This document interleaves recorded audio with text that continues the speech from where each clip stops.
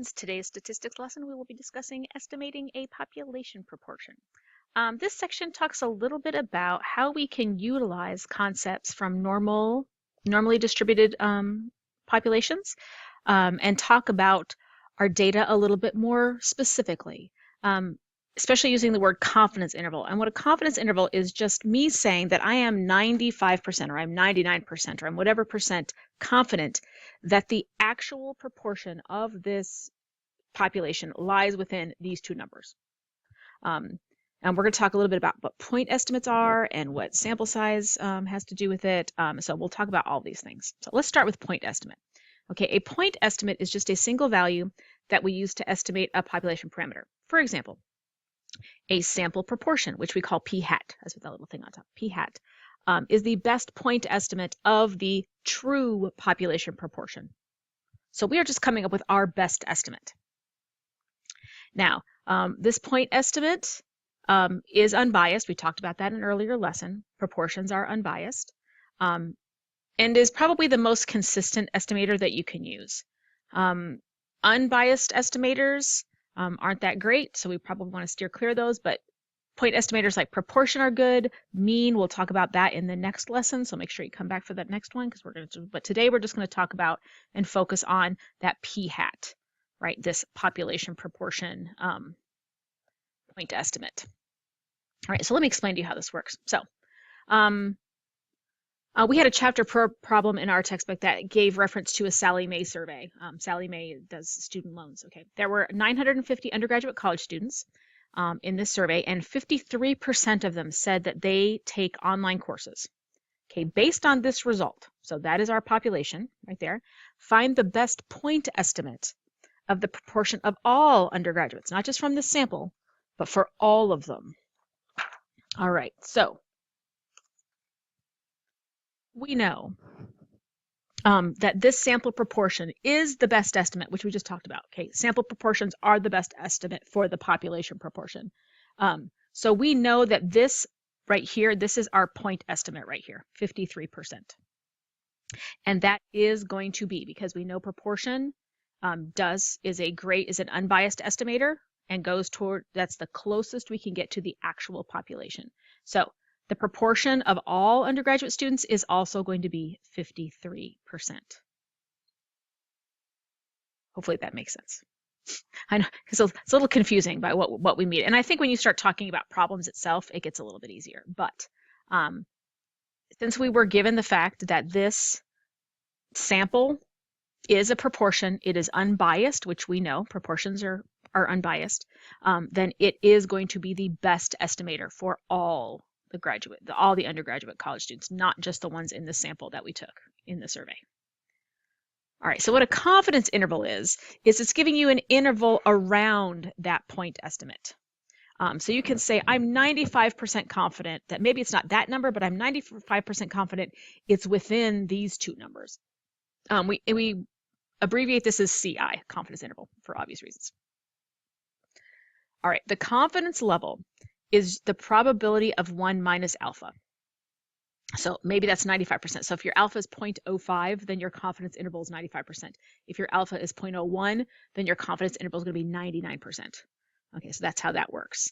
So if we know the confidence interval, we can find the alpha. And we're going to talk in length about what alpha actually is when we get to hypothesis testing a little bit later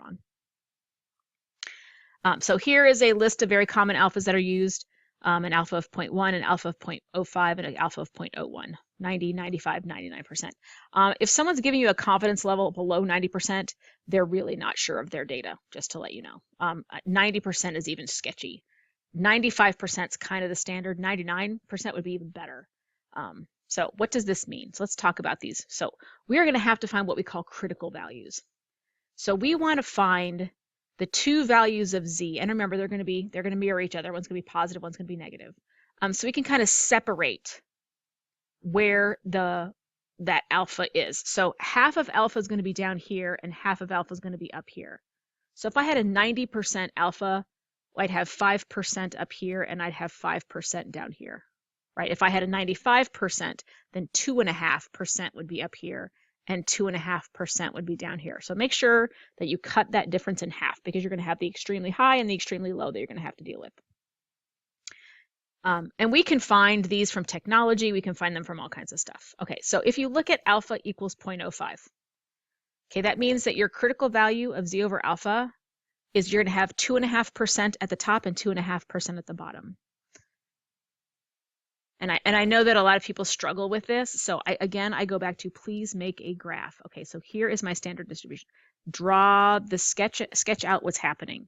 So if I have a 95% confidence interval, that means this area here is 0.025 and this area down here is 0.025. And I know that if I'm looking for this area right here, I can find that directly from the chart. So I can go to my chart, I can figure it out, right? I can say, okay, look up 0.025, and that gives me a critical value of negative 1.96. So, and remember, these mirror each other, right? Because this is a symmetric bell curve. So this Z value up here will be positive 1.96.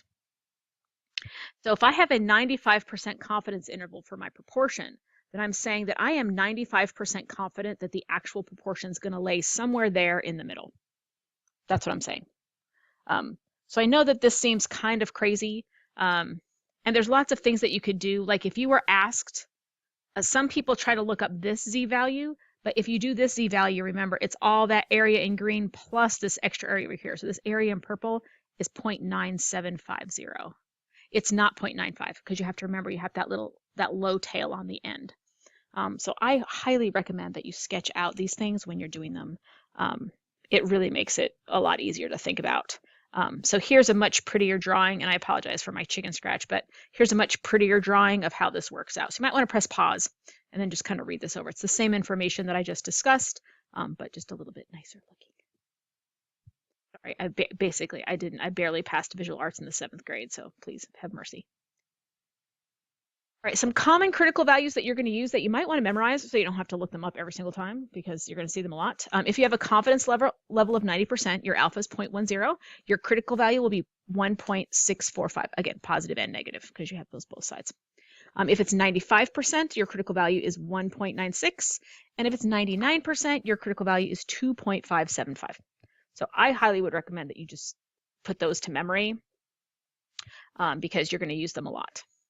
Okay, so when we're finding our confidence interval, we're going to put our point estimator in the middle, and then we're going to have some error on either side, right? Because we're going to have a little bit above, a little bit below, because we're not sure. Okay, this is called the margin of error. They donate it by the capital letter E. Error sometimes is also called the maximum error of the estimate. And how you find it is you just multiply the critical value by the estimated standard deviation of those samples. So let me show you the formula. So here's the formula, E equals, okay, so here's your critical value you have to find based on your alpha, because this will change from problem to problem depending on what your confidence percentage is. And then you're going to multiply it by this. And this square root of P hat Q hat over N is the estimated standard deviation of the sample proportions. Remember, P hat is your success, and Q hat is just 1 minus P hat. Again, this is your failure. And again, it's very important for you to define what a success and a failure is, as you found when you were working with probabilities earlier. When you are interpreting your confidence intervals, we need to talk about that as well. So know this formula, very important. And then when you're interpreting, it's going to be very important because you have to make sure that you're giving the correct interpretation. And newscasters, journalists screw this up all the time, and it drives me crazy. So I really want to hammer this home. If you have a confidence interval of 0.405 to 0.455, okay, the correct interpretation of that is we are 95% confident that the interval from 0.405 to 0.455 actually contains the true value of the population proportion. 95% confident. There's a 5% chance that we're wrong. Okay, and these are some incorrect interpretations that I have heard, not only other instructors but like journalists and that kind of people. There is a 95% chance that the true value will fall between 0.405 and 0.455. That is not true. There's not a 95% chance. We are 95% confident that it will end up there. There is not a 95% chance that it will end up there. Big difference. Another one is that some people will say 95% of the samples will fall between those two values. Wrong. That's not what that means. Okay, we are just 95% confident that somewhere between those two numbers, we will find the true value of the proportion of the population. There's something called a process success rate, and that just tells you that the process that we should be using in the long run should result in confidence interval limits that contain the true proportion. So if you are 95% confident and you take 20 different samples, maybe one of them doesn't fit. Okay, so you would have like that green bar right here. Notice that the true proportion is 50%. Notice all these other ones contain it, but maybe this one time we did a sample and it didn't work out. So 1 out of 20 is 5%. So that's how they get that. All right, so let's just get into how we find these confidence intervals. Okay, so our objective here is we're going to construct a confidence interval using that population proportion. There are some notation things that we need to know about before we can even do this. Number one, P, there we go. P is just the population proportion. P hat is the sample. Got to know the difference. The little hat makes all the difference. N is the number in our sample value. E, capital E, that's our margin of error. We're going to use that formula we just talked about on the previous couple of slides back. And then your critical values, right? These are the z-scores that separate your area, right? Separate those extremes from our interval that we need. Okay, couple of requirements. Number one, samples must be simple random samples. Number two, the conditions for the binomial distribution are satisfied. So if you think back to the stuff we talked about when we talked about binomial distributions, that's back again. Okay, there's a fixed number of trials. Each trial has to be independent of each other, and that there are either two categories, like a success and a failure. That's it, binomial, success or failure. And that the probabilities remain constant for each trial. They can't change from trial to trial. And the third one, that there are at least 5 successes and at least 5 failures. Okay, you have to have some successes. If they're all successes, then that's something's fishy. Nobody succeeds all the time. Same thing with failing. Nobody fails all the time. So you have to fail every once in a while too. All right, so here are our confidence intervals. So we are just going to we know that the true proportion, right, the true proportion of our population is somewhere between our point estimator minus the error and then our point estimator plus the error. Some people write it like this, which is fine. Some people write it in interval notation, which you may have seen in your algebra courses. They're all the same. These are all the same. They're just different ways to write it. But important to remember, this is your formula for finding that error, and that's where we really have to focus. If you're rounding anything, again, wait till the very, very end. Do not round in the beginning. Round at the end. But at the end, you should be rounding your limits for P to 3 significant digits, not 3 decimal places. 3 significant digits. Very important. So we'll talk about that in some examples. All right, procedures. How do we construct these things? Okay, number one, we have to verify all those requirements we just talked about. Number two, we're going to have to use our table or technology or something to find those critical values. Number three, we're going to have to evaluate that margin of error. Okay, so we have to find that. Then, once we do that, we have our critical values, we've estimated, we've found our margin of error. Then we're going to do the p hat plus or minus the error to find the high end and the low end. And then again, at the end, to make sure you're rounding everything to 3 significant digits. Again, not 3 decimal places, 3 significant digits. Okay, so let's go back to that Sallie Mae survey we talked about earlier. 950 undergraduate students, 53% said they take an online course. Okay, so that means if P hat is 53%, what's Q hat? Right, Q hat we know is 1 minus 0.53. So our Q hat is 0.47. 47% aren't taking online classes. All right, so it says, A, find the margin of error that corresponds to a 95% confidence interval. Okay, so we first of all must find our z value again, but that is based on 95%, and that's one of the ones I told you to memorize. Okay, that z value that corresponds is 1.96, and you're going to use 95% a lot, so make sure you keep that in mind.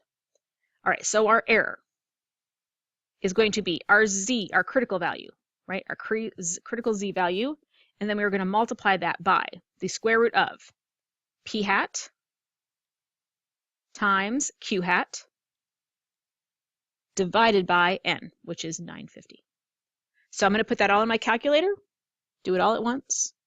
Press enter, and I'm going to get this 0.0317381. Yeah. And I'm going to leave those extra digits because that's very important. All right, part B, construct the confidence interval. Okay, so the confidence interval is just going to be your p hat plus or minus your error. So our p hat was 0.53, and we're going to do plus or minus 0.0317381. So that's going to give me a low end and a high end, right?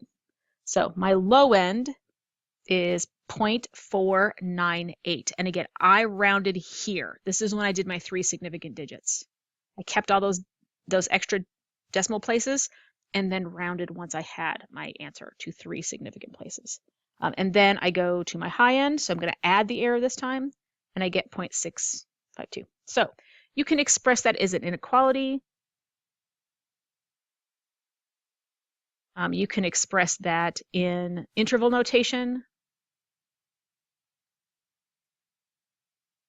Right? These are both the same answer. It just depends on what your professor wants, your instructor. It could be either. But what does that mean? Okay, so this means that we are 95% confident that the true population proportion, right, the true percentage of students who are taking online courses is between 49.8 and 56.2%.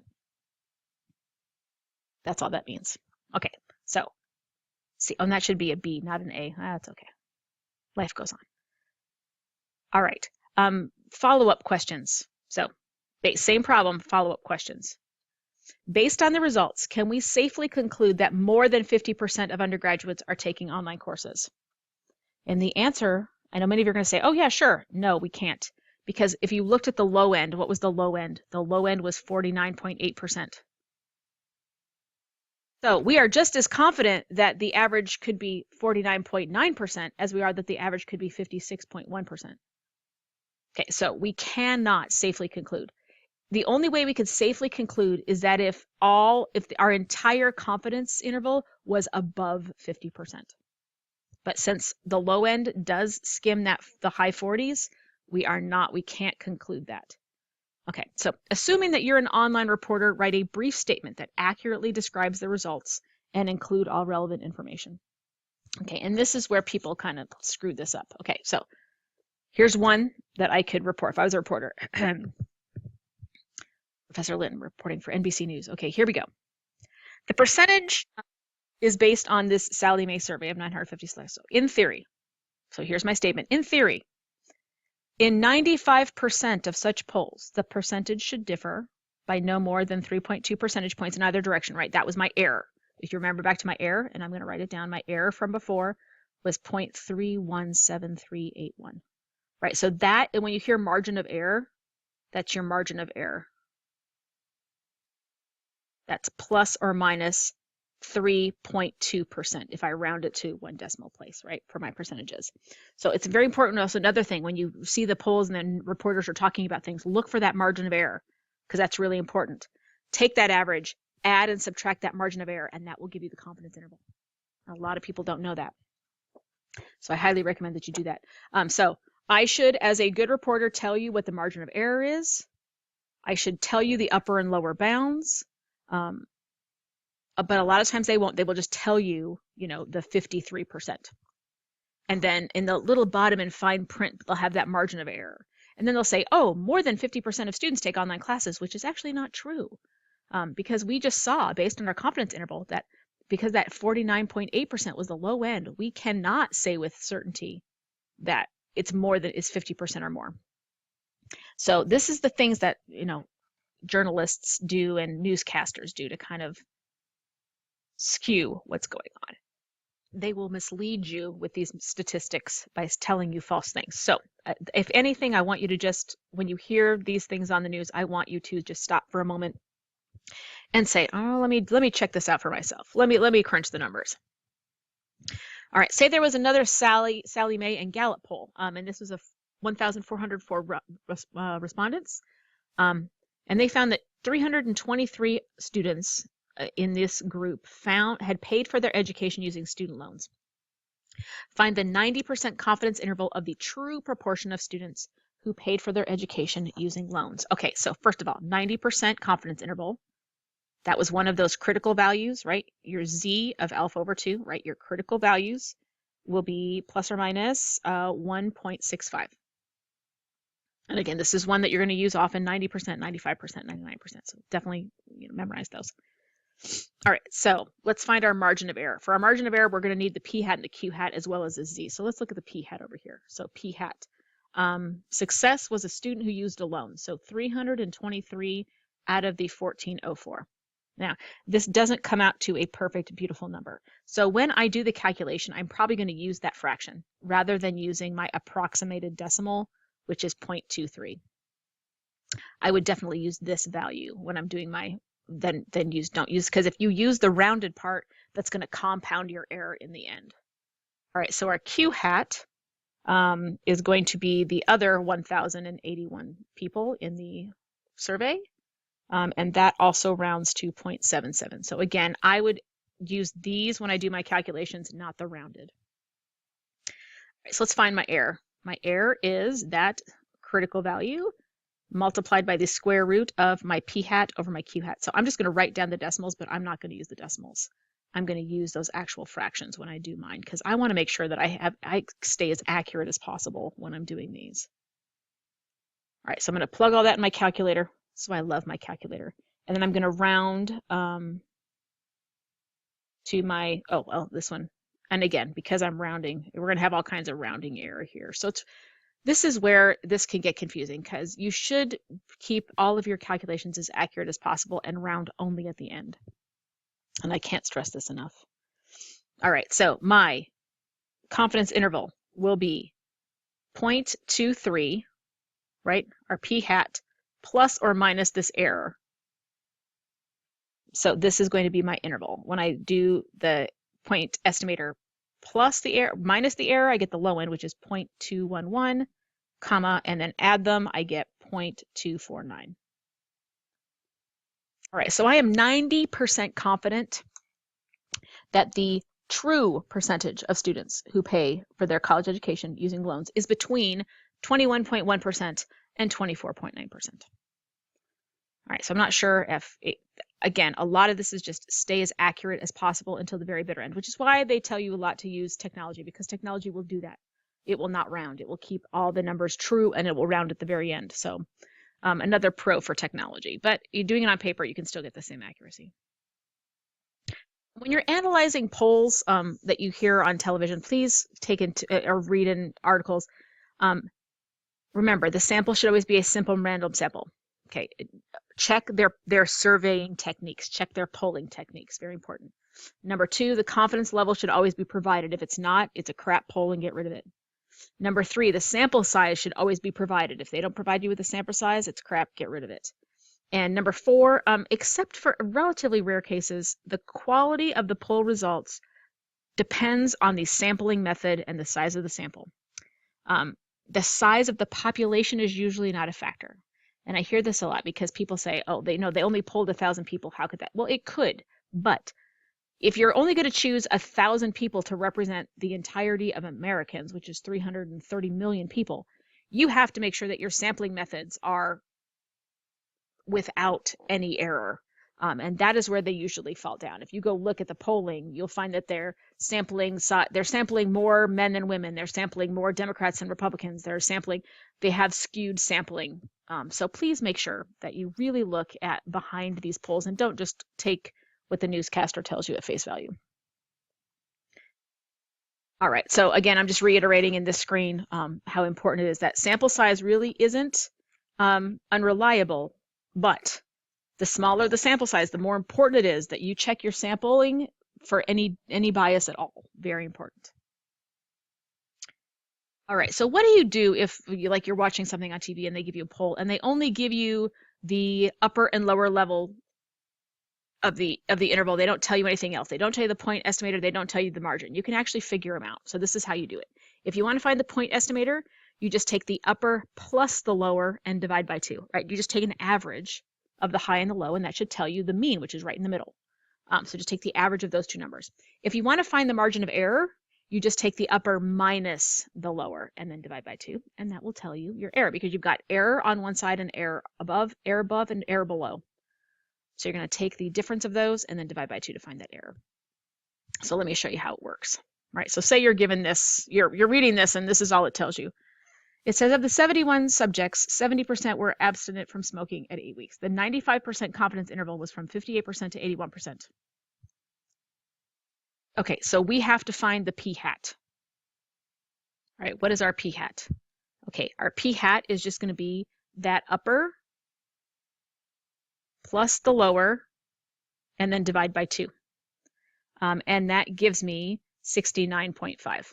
So 69.5%, or if you want to write it as a decimal, 0.695. So that is my p-hat, which is very different than that 70% that they stated, right? So very important that you keep these things in mind. All right, and if you want to find the margin of error, what was their margin of error for this problem? Just do 81 minus 58 and divide that by 2, and you get 11.5. So again, if you want to write that as a decimal, 0.115. So that is the error that I used. And notice if you do your point estimator plus or minus the error, that will give you those upper and lower bounds back again. So it's just a nice little shortcut, little thing that you can do if they don't give you that information. You can also use all this information to determine sample size if they don't give it to you, which honestly I think is great because there's a lot of times they don't tell you how big the sample was, which I honestly find really annoying. So you can calculate it yourself. So that's what we're going to do for the rest of this lesson. We're going to talk about how do we find the sample size if they don't give it to us. So again, notation, P is the population proportion, p-hat is our sample population, our sample proportion, N is the number of sample values, E is the margin of error, and Z, alpha over 2, is those critical values. So, 2 things. If the estimate of the p-hat is known, right, so they give us the p-hat is 53%, the p-hat is 48%, whatever. We are going to use this one right here. If there is no estimate, if they don't tell us what that p-hat is, we're just going to assume that p-hat is 50%. And if that happens, p-hat times q-hat turns out to be 0.25. So that's all this is. We're using the same estimate. It's just we're putting in a p-hat of 0.5. So these are the 2 things you'll need to know. Really, you only need to know the first one. And if you don't know what p-hat is, you just assume it's a 50-50 chance. So if your computed sample size is not a whole number, though, so when you do all this and you plug all that stuff in, it's not a whole number, you're always going to round up regardless of what that decimal is. Even if it's 0.1, you're still going to round it up to the next whole number, because when you're talking about sample sizes, you have talking about people, right? Survey. You can't have 0.1 of a survey. You have to have, if you've got 0.1, that means you've got a whole nother survey you've got to do. So always make sure you're rounding up to the next highest whole number, regardless of what that decimal is at the end. All right, so a 2016 Pew Research Center survey of 4,787 randomly selected U.S. adults showed that 79% of the respondents shop online. If we want to conduct a new survey to determine whether that percentage has changed, how many adults must be surveyed in order to be 95% confident that the sample percentage is in error by no more than 3 percentage points? Okay, so there's a lot of important information in here. So first of all, we want a 95% oops, that was supposed to be a highlighter. It did not work out. Okay, 95. Where's my highlighter? Come on, here we go. 95% confidence. Okay, it tells us the error can be no more than 3 percentage points. Okay, it gave us a p-hat, right? 79%. It gave us an N, right? It gave us all kinds of information in this problem. All right, so again, if we're trying to find the number of adults surveyed, we are trying to find N. So we are going to take that Z value that goes with 95%. We're going to square it. So the Z value we know is 1.96 because it's 95%. That's one I asked you to memorize. You're going to multiply that by p-hat and q-hat. Right? Our p-hat is 0.79, which means our q-hat would be 0.21. Right? They have to add up to 1. And then divide by the error squared. Now the error, they said, was 3 percentage points, so 0.03, and we're going to square that as well. All right, we're going to put all that in our calculator, and I get 708.135. Okay, because this 0.135, that means I have to have a whole nother person. So I need to survey 709 people. All right, if I want to recreate this survey with those parameters that have been established. Hopefully that makes sense. Okay, now let's do the same problem, but let's assume that we don't have any prior information about that percentage. What if we don't know that 79%? Okay, so we're going to do the same thing, but this time, so I'm going to do the same thing.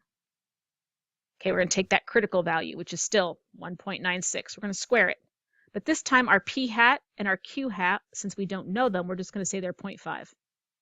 And if you multiply 0.5 times 0.5, you get 0.25, which is how they got that in that formula before. And we're going to divide that again by our 3 percentage point error squared. Do that, and you get 1,067.11, which means we'd have to survey 1,068 people. Notice the difference. So having that prior information will simplify how many adults we have to go survey. If we don't have it, then we have to survey more people, which kind of makes sense if you think about it. All right, so interpretation, what does this mean? Okay, we are 95% confident that our sample percentage is going to be within 3 percentage points. Okay, so that's what they told us. That we'd have to randomly sample 1,068 adults, assuming we had no prior knowledge. Again, last one, we did have some prior knowledge of the p hat, so we could add that into the problem. All right, here's another example. This will be our last one. Okay, and if you want to try this one on your own, I'd press pause and try it and see how you do. All right, a researcher wishes to estimate with 95% confidence the proportion of people who own a home computer.